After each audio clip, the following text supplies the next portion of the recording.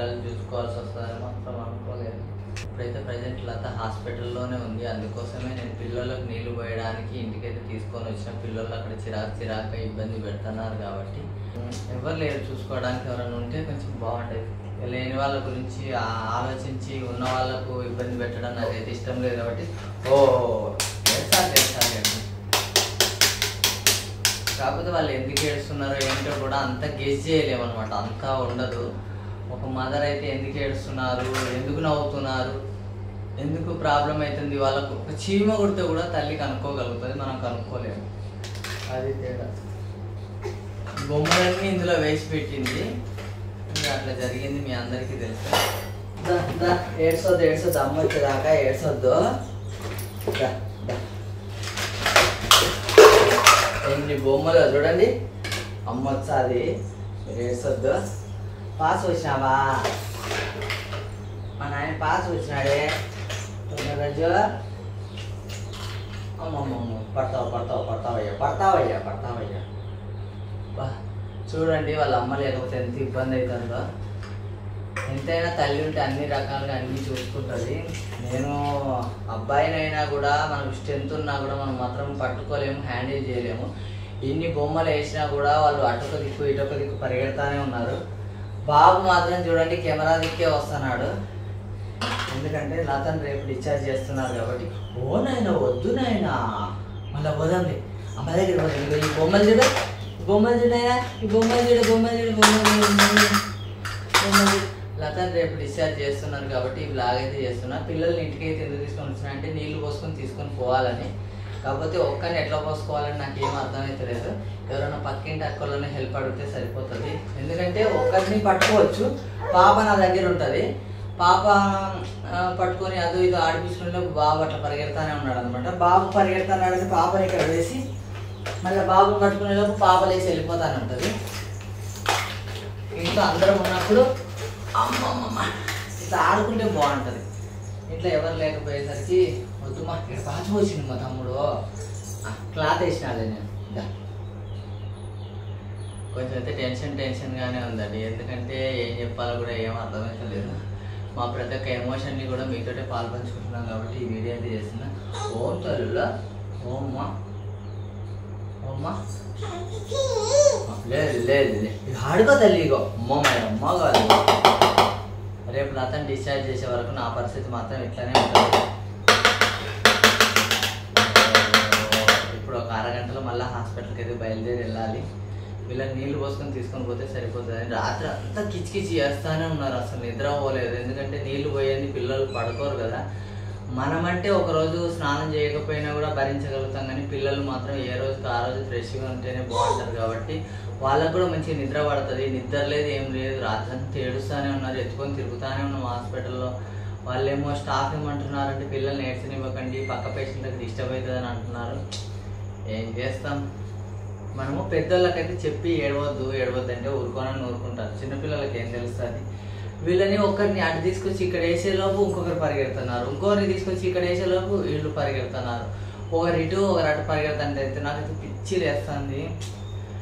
Single person మాత్రం ఇద్దరు ట్విన్స్ని మాత్రం అసలు మెయింటైన్ చేయలేరు. ఏమంటారంటే వాళ్ళకి అన్నీ చూసుకోలేరు, ఇబ్బంది అయితే అవుతూ ఉంటుంది.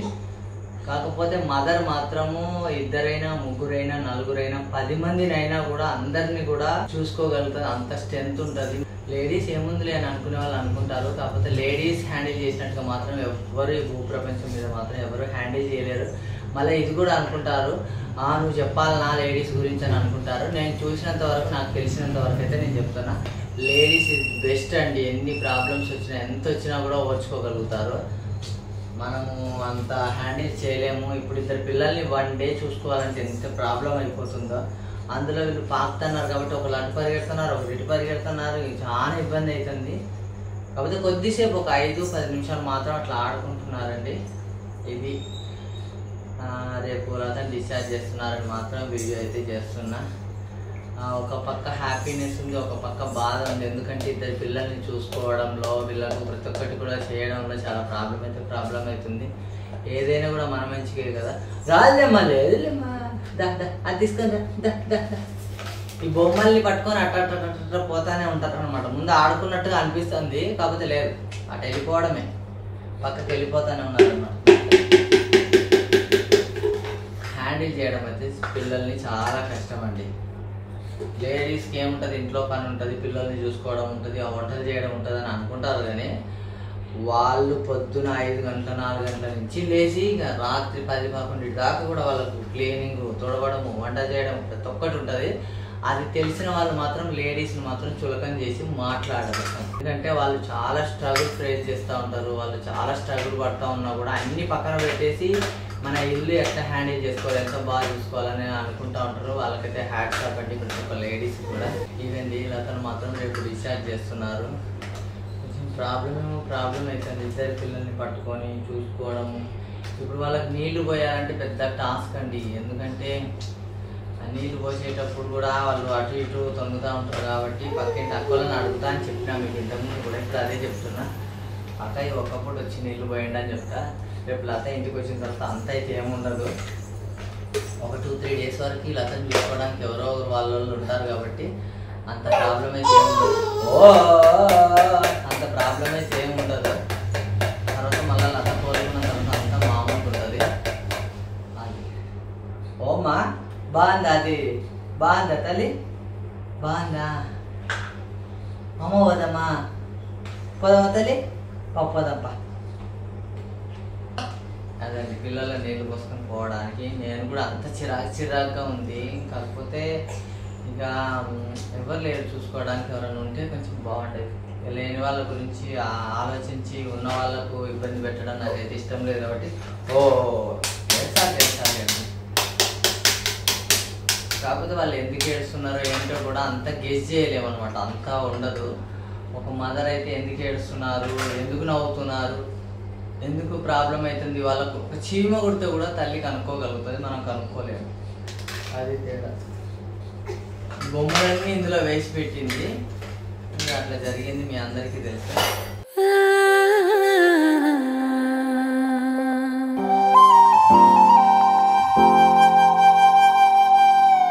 నెక్స్ట్ వీడియోలో అయితే లతమ్మ గురించి అయితే అప్డేట్ అయితే ఖచ్చితంగా ఇస్తానండి. ఇప్పటి వరకు అయితే ఉన్న అప్డేట్ అయితే ఇది. ఇప్పుడైతే ప్రజెంట్ లత హాస్పిటల్లోనే ఉంది. అందుకోసమే నేను పిల్లలకు నీళ్లు పోయడానికి ఇంటికైతే తీసుకొని వచ్చిన. పిల్లలు అక్కడ చిరాకుగా ఇబ్బంది పెడుతున్నారు కాబట్టి అది. కాకపోతే లతకి ఇట్లాంటి పరిస్థితి వచ్చి నేను పిల్లలు చూసుకోవాల్సి వస్తుందని మాత్రం అనుకోలేదు.